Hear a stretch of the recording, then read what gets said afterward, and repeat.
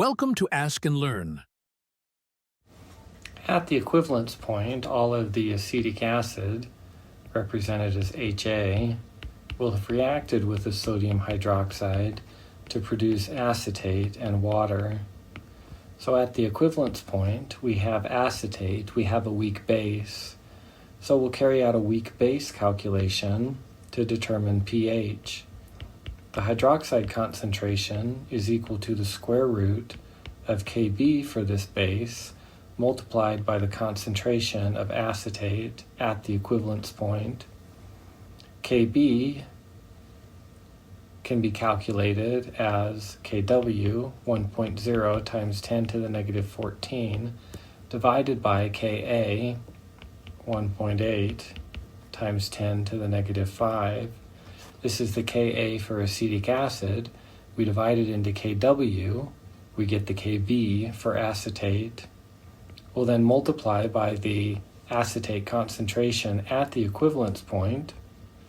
The acetate concentration at the equivalence point will be the moles of acetic acid we started with, each acetic acid being converted now into acetate. The moles of acetic acid added can be calculated by taking the volume, 0.059 liters, corresponds to the 59.0 milliliters, multiplied by the concentration of 0.03719 moles per liter. This will then give us the moles of acetic acid that we added, which now have all been converted into acetate. We'll divide that by the new volume, which will be the volume of sodium hydroxide we started with, 0.0422 liters, 42.2 milliliters, plus the 0.0590 milliliters or liters of acetate added, corresponding to 50 milliliters.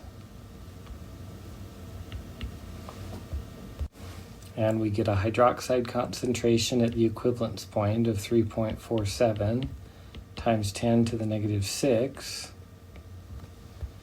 That then allows us to calculate pH as the negative log of the hydronium concentration, which is Kw again at 25 degrees Celsius, 1.0 times 10 to the minus 14, divided by the hydroxide that we just calculated, 3.47 times 10 to the negative 6. And this gives us 8.54 as the pH. I hope that helps.